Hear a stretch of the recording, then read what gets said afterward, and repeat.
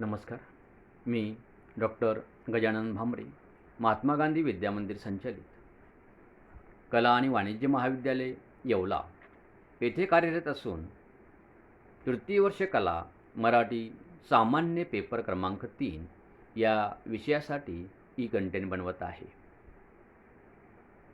त्यातील निबंध तात्विक विवेचन या मुद्द्यासंदर्भामध्ये आपण या स्लाईडमध्ये विचार करणार आहोत. निबंध साहित्य प्रकार, स्वरूप व व्याख्या या संदर्भात पाहत असताना निबंध लिहिताना विद्यार्थ्यांना अनेक प्रकारची काळजी घ्यावी लागते. तर निबंधाची व्याख्या जेव्हा आपण पाहतो तेव्हा निबंध म्हणजे काय याचे उत्तर एका प्रकारचे येत नाही. निबंध रचनेसंबंधी अभ्यासकांनी वेगवेगळ्या व्याख्या केलेल्या दिसतात. निबंधाचे स्वरूप व त्याची लक्षणे यांचे विवेचन करताना वेगवेगळ्या दृष्टिकोनातून विचार केलेला दिसतो. याचा अर्थ असा की अमुक एका रचनेस निबंध म्हणावे असे ठामपणे सांगता येत नाही. निबंध हा शब्द संस्कृतमधून आलेला आहे. त्याचा अर्थ आपण जेव्हा पाहतो तेव्हा नि अधिक बंध बरोबर बांधणे या अर्थी तो संस्कृतमध्ये रूढ होता. अर्थात हे बंधन विषयाचे, विचारांचे वाङ्मयीन रूपात आढळणारे होते की इतरत्रही हा शब्द वेगळ्या अर्थाने वापरला जात होता हे सांगणे कठीण आहे. वाङ्मयीन रचनेचा एक भाग जो रूढ अर्थाने निबंध म्हणून ओळखला जातो तो संस्कृतमध्ये होता की नाही हा वादाचा मुद्दा आहे. एवढे मात्र निश्चित की हा शब्द संस्कृत असून काहीतरी एकत्र बांधून रचून ठेवण्याचा अर्थ यात अभिप्रेत आहे.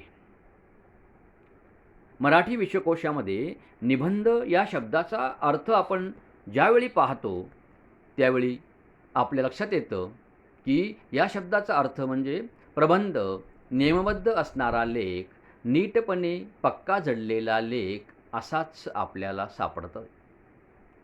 इंग्रजी एसे या शब्दाचा संस्कृत शब्दकोशात मिळणारा अर्थ म्हणजे आरंभ, परीक्षण, उपक्रम, परीक्षणम, प्रयत्न, उद्योग, निबंध, प्रबंध, लेखम या अर्थावरून निबंध म्हणजे कशाचा तरी प्रयत्न करणे असा किंवा रचना करणे असा बोध होतो. या सर्वांचा विचार करता आपल्याला निबंधाची व्याख्या पुढील प्रमाणे करता येते. आता निबंधाची व्याख्या पाहणार आहोत.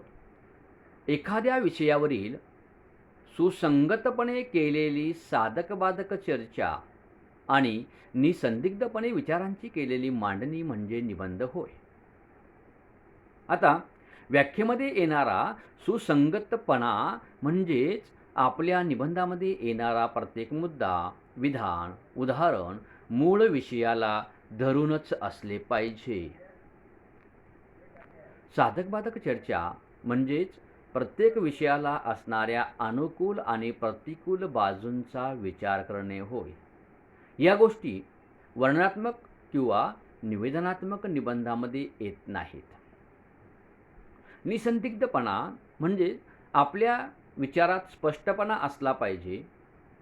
निबंधामध्ये येणारे जे विचार आहेत त्या विचाराच्या मांडणीमध्ये घोटाळ्यात टाकणारी आणि न समजणारी अशी विधाने यायला नकोत. आता निबंधाची व्याख्या पाहिल्यानंतर निबंधाचे वेगळेपण कसे आहे ते आपण पाहणार आहोत. निबंध ही कलात्मक रचना आहे. त्यात विषयांतर करता येत नाही. निबंधामध्ये विशिष्ट भाषा शैलीचा वापर हा केलेला दिसतो. निबंधामध्ये लेखकाचा व्यक्तिगत दृष्टिकोन व्यक्त होत असतो. म्हणूनच दुसऱ्याचे निबंध पाठ करून किंवा पाहून विद्यार्थ्यांना लिहिता येत नाहीत. त्यामुळे उपयुक्त विषयांची निवड करून निबंध लिहिला जातो. निबंधामध्ये लेखकाला आपले विचार सुसंगतपणे मांडावे लागतात. वर्णनात्मक किंवा निवेदनात्मक निबंध वगळता प्रत्येक विषयात अनुकूल आणि प्रतिकूल बाजूंचा विचार केला जातो. त्यामुळे लेखकाला आपले विचार स्पष्टपणे मांडावे लागतात. निबंधाला विवेचनाची मर्यादा नाही, तशी ती विषयाची देखील नाही. अनिर्बंध संचार हेच तर निबंधाचे वैशिष्ट्य आहे. निबंधकाराला कसलेच बंधन नसते हे ललित आणि वैचारिक निबंधाच्या संदर्भात देखील खरे आहे. निबंध म्हणजे मानवी संस्कृतीच्या सृजनशील मनाचा अजस्र स्रोत आहे. त्यातून मानवी संस्कृती, धर्म, समाज, कला, संगीत, इतिहास इत्यादीचे दर्शन घडते. निबंधाकडे वाङ्मयीन कृती म्हणून पाहिले जाते. त्यातून सर्वसामान्य वाचकाला आव्हान असते. वस्तुनिष्ठता, तर्कशुद्धता, विषय प्राधान्यता, सुस्पष्टता आणि तात्विकता अशा सर्वच वैशिष्ट्यांमुळे ललित साहित्यापेक्षा निबंध साहित्य प्रकार हा वेगळा ठरत असतो. आता निबंधाचे वेगळेपण पाहिल्यानंतर निबंधाचे प्रकार कोणकोणते आहेत ते आपल्याला बघायचे आहेत. तर निबंधाचा पहिला प्रकार जो आहे तो वैचारिक निबंध. या प्रकारामध्ये विचार हा महत्त्वाचा असतो. एखाद्या विचाराची चर्चा करणे, चांगल्या वाईट गोष्टीचा विचार करणे, त्यांची तपासणी करणे महत्त्वाचे ठरते. उदाहरणार्थ, गणक यंत्राचे परिणाम, अणुशक्ती व आपण, दूरदर्शन, शाप की वरदान अशा पद्धतीचे विषय या निबंधामध्ये येतात. वर्णनात्मक निबंध हा प्रकार आपण जेव्हा पाहतो तेव्हा निबंधाचा हाही एक प्रकार मराठीमध्ये प्रारंभापासूनच विकसित होत राहिलेला आपल्याला दिसतो. एखाद्या देखाव्याचे, प्रसंगाचे, निसर्गदृश्याचे, यात्रेचे, समारंभाचे कलात्मक वर्णन करणे या प्रकारच्या निबंधामध्ये येत असते. ही गोष्ट आपल्याला वाटते तितकी सोपी नाही. डोळ्यास दिसणाऱ्या सर्वच गोष्टींची बिनचूकपणे नोंद घेऊन त्यांची बेरीज केली म्हणजे समग्रपणे वर्णन केले असे होत नाही. संस्कारग्राही मनाने वेचलेले नाजूक सौंदर्यकण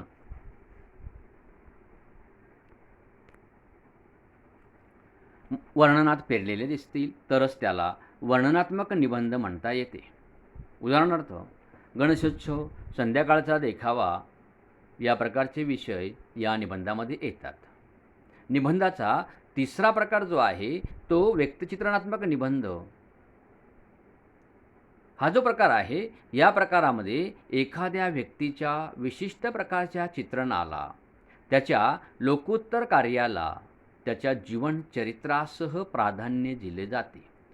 उदाहरणार्थ, महात्मा फुले, महात्मा गांधी, डॉक्टर आंबेडकर या प्रकारच्या व्यक्तिचित्रणात्मक निबंध लिहिला जातो. चौथा जो प्रकार आहे तो कल्पनात्मक निबंध.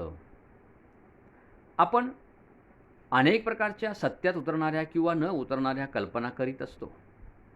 कल्पनेची झेप कशीही कुठेही पोचू शकते. या कल्पनेवर आधारित निबंध म्हणजे कल्पनात्मक निबंध होय. उदाहरणार्थ, मी पंतप्रधान झालो तर, किंवा सूर्य उगवला नाही तर अशा पद्धतीचे निबंध या प्रकारामध्ये लिहिता येतात. पाचवा आणि शेवटचा निबंधाचा जो प्रकार आहे तो ललित निबंध. या ललित निबंधामध्ये लालित्याचा आविष्कार, चटकदार शैली, आटोपशीर विस्तार, निवेदन पद्धती, कलात्मक मांडणी, मनोआल्हादक आत्मप्रकटीकरण महत्त्वाचे असते. यालाच वाङ्मयीन निबंध असेही म्हटले जाते. उदाहरणार्थ नासी फडके, वि. स. खांडेकर, अनंत काणेकर यांचे निबंध आपल्याला या प्रकारामध्ये आलेले दिसतात. आता निबंधाचे प्रकार पाहिल्यानंतर निबंध, प्रेरणा व प्रयोजने या मुद्द्याचा देखील आपल्याला विचार करायचा आहे. मराठी निबंध लेखनाचा विकास ज्या टप्प्यातून झाला ते म्हणजे समकालीन सामाजिक, राजकीय जीवनातील विशिष्ट वळणे होत. म्हणजे समकालीन सामाजिक आणि राजकीय जीवनातील जी विशिष्ट वळणे आहेत, या वळण्यातूनच निबंध लेखनाचा विकास झालेला आपल्याला दिसतो. आणि भारतीय समाजाचे भरणपोषण देखील या वैचारिक लेखनानेच केलेले आपल्याला दिसते. त्याचबरोबर महाराष्ट्रातील सामाजिक आणि राजकीय जीवनामध्ये जी अनेक अवस्थांतरे झालेली आपल्याला दिसतात, ती मराठीतील निबंध साहित्य प्रकारामध्ये सुद्धा बघायला मिळतात. महाराष्ट्रात इंग्रजी राजवट आल्यानंतर नवशिक्षित वर्गाने समाजात चैतन्य जागविण्यासाठी निबंध लेखन केलेले आपल्याला दिसते. म्हणजेच एक प्रकारे राष्ट्रीय जाणीवा या निबंधातून व्यक्त झालेल्या आपल्याला दिसतात. सामाजिक जाणीवा ह्या निबंधातून आपल्याला व्यक्त झालेल्या दिसतात. म्हणजे सामाजिक, राजकीय आणि शैक्षणिक अशा सर्वच बाबतीमध्ये निबंधातून अनेक गोष्टी मांडलेल्या आपल्याला दिसतात.